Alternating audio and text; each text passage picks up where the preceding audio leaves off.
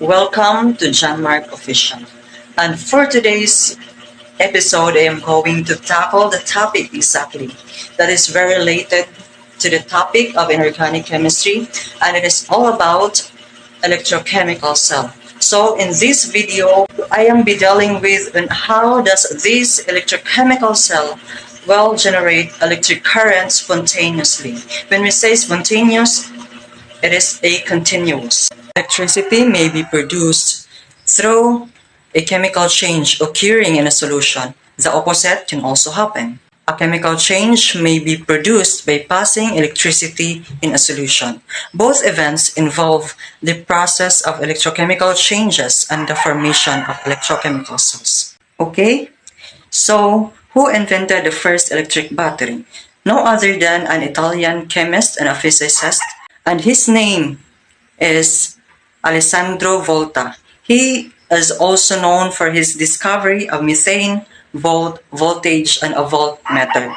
Corrosion is usually defined as the degradation of metal, stone, or other materials due to an electrochemical process. So what is this electrochemical process? It's defined as the chemical reaction in which it involves the transfer of electrons between two electrodes in an electrochemical cell. The relationship between electricity and a chemical change are utilized in a number of technological applications. A voltaic cell or an electrolytic cell can be used as an instant source of electrical energy. Let's say, for example, dry cells and batteries are examples of electrochemical cells. They produce electricity from chemical reactions taking place on the surface of electrodes. So, do not be confused of these terms because these two are both devices which converts energy. And what are these energy? Electrical and chemical energy. When we say electrochemical cell type is a corrosion or galvanic cell, a device in which it converts chemical energy into electrical energy. On the other hand, electrolytic cell or a voltaic cell is reversed from electrical energy into chemical energy. So did you get the point? An electrochemical cell has four fundamental components. What are these? Use the acronym CAME. Cathode, which is positive, anode, the negative, metallic path, and electrolyte. When we say cathode, the electrodes are consumed, while anode, lose mass or corrode, and the metallic path serves as the path where the electrons travel into the cathode, and the electrolyte are the electrically conductive solution, for example, salt solution, that must be present for the corrosion to occur. Because my topic is all about the electrochemical processes, I am be dealing with the reduction-oxidation reaction. It is one of the 7 types of chemical reaction. What are those types of chemical reactions? Combination, decomposition, single replacement, double replacement, combustion, acid-base, and the redox or reduction-oxidation reaction. It involves the transfer of electrons between chemical species, ions, atoms, and the molecules involved in the reaction. These kind of reactions are all around us. What are these? Common redox examples: combustion of methane, burning of fuels, corrosion of metals, and even the processes of photosynthesis and the cellular respiration or ating paghinga involve the oxidation and the reduction. So how do we determine if the redox reaction is spontaneous? An electrochemical cell, spontaneous is positive, not spontaneous is negative. Symbols used in chemical reaction. Number 1, the plus sign means reacts with. The next one is delta or heat, S for solid, L for liquid, the AQ is aqueous, the arrow down is solid precipitate, the arrow up evolution of gas. The arrow that is parallel is the reaction is both or reverse. The arrow that is horizontal is to produce or yield. Then G is for the gas. Okay, presenting the table of standard reduction potentials at 25 degrees Celsius. This is our basis where I can get examples of redox reaction. Redox reaction. Sinasabi natin na ang redox reaction ay it involves reduction and oxidation. Ang reduction sinasabi na reduction is gain. So, ang reduction nakakuha siya ng electrons occurs at the cathode. While kapag nakakuha na siya ng electrons, it decreases in oxidation number. Whereas dito naman sa oxidation, nag-lose siya ng electrons wherein nag-donate siya ng electrons occurs at the anode and it increases in oxidation number. So, ano nga ba ang oxidation number? Number of electrons an atom can donate or accept to form a bond with another atom. So, dito, an example, dito ang oxidation number, positive 2 and negative 2. Remember, kapag negative dito lang ang exponent niya ay automatic, ang charge niya ay negative 1 charge. Kapag dito naman positive 2 charge and dito negative 2 charge. This is an element and this is the oxidation number. And here, standard cell potential and cell potential. Example, silver and copper cell. Copper solid plus copper 2 plus aqueous, this is an oxidation number, yields to silver solid and silver aqueous. The formula, standard electrochemical cell equals cathode plus anode or reverse. Pwede dito ang anode, pwede dito ang cathode. Ito ang given. Copper 2 plus 2 electrons yields to copper solid. And sulfur plus E negative or E raised to negative, ito ang electron, yields to silver. So, ito ang kanyang voltage, electrochemical voltage.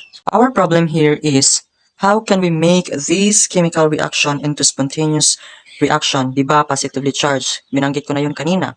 Considering this is our electric voltage, papreho positively charged. The mathematical operation we'll be using here is addition.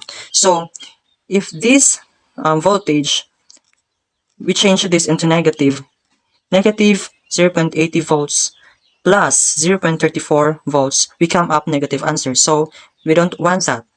Therefore, ito ang ilipat natin. This part, this portion. So, copy this one in here.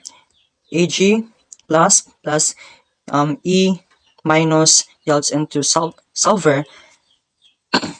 And this one, we change this. Cu, copper, yields to copy this one. So, dito na. Ag, ang kanyang charge is, we need to copy this one. Volts. And then the copper, mag-negative na siya. 0, dapat, ibalik ko lang kasi naputol yung recordings ko kanina. So, if you put numbers, you need to put the proper alignment in here. Negative 0.34 volts. And in here, dapat naka-align yung lahat. So, in order to calculate this one, we need to balance first the common so that the constant in here is the same. So, we need to multiply this side by 2. 2 in here and 2 in here. So, if we times this one equals 2E equals 2E this one and 2Ag or sulfur. So, bring down the element. 2Ag plus ions, aqueous plus copper solid yields to 2 atomicals of sulfur solid plus 2 copper 2 plus ions. The result in electrochemical cell, the voltage in here, if we add, this is 0.46 volts. This is spontaneous. Okay, this is the reduction. And this portion in here, sorry. This portion in here is oxidation. Okay, did you get it? Dito, positive. Dito, wala ng positive, wala ng charge. This is reduction. Dito, wala pang charge. Andito, meron ng charge. Nag-increase siya. So, this is the oxidation. Okay, let's have another example. Calculate the cell potential of a galvanic cell that uses the two half reactions shown below. This is the given, considering this is the voltage of manganese and a cobalt. So how can we make these half reactions into positive, into spontaneous? Given that this is a negative 1.18 volts and this is positive 1.92 volts. If we change this into negative and we add these two voltage, we can come up negative answer. Therefore, we change this negative 1.18 into positive. So how can we do this? Follow this step. Okay. Before we need to balance first the constants of electrons. So here, to balance, we need to come up 2 in here times this side by 2. So this is now the solution. 2 cobalt 3 plus aqueous plus 2 in here because 2 times negative E equals 2 E negative yields 2 molecules of cobalt 2 plus. This is the oxidation number and this is the aqueous. This is now the same 1.92 volts. Okay, follow. This one, unahin natin lang ilagay dito. MN.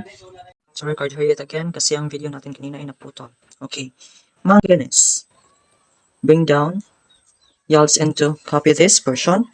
Manganese 2 plus ions aqueous plus 2E minus. So, ang negative dito, ma-change na dito into positive. In writing the voltage and the symbols in here, you need to put the proper alignment because that is the rule in chemistry. Okay. This portion, bring down. This Mn, bring down in here. Yields into 2 molecules of cobalt 2 plus ions plus manganese 2 plus aqueous. In order to calculate the portion in here, we need to na-balance na dito. So, cancelled out, para wala na matira dito. So, ito na lang 4. Bring down, dito ilagay una, next, dito dapat magkapareha dito, and dapat dito same din. Okay, this portion, we can come up 3.1 volts. Sorry, hindi siya masyado makita. This is spontaneous because it is positive. Okay. This portion, kasi nag-decrease siya. Ano ang nag-decrease? Reduction. Ang portion na ito nag-increase. Ang oxidation number. Therefore, it is oxidation. So, always remember that, guys, na ang electron ay nasa left side. Ito ay reduction. And this, the right side, ang electron is oxidation. Okay, you may try the sample presented to test the knowledge you've gained from my discussion. And that's the simple way to calculate cell potentials of galvanic cell. So, you need to adjust the standard reduction potential in such a way that the electrons can be cancelled.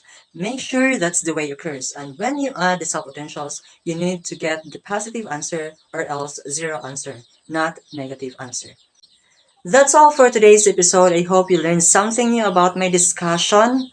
I will be indicating also examples for you to be able to try your learnings about my discussion today. That's all for today's video. Bye-bye. Keep safe, everyone.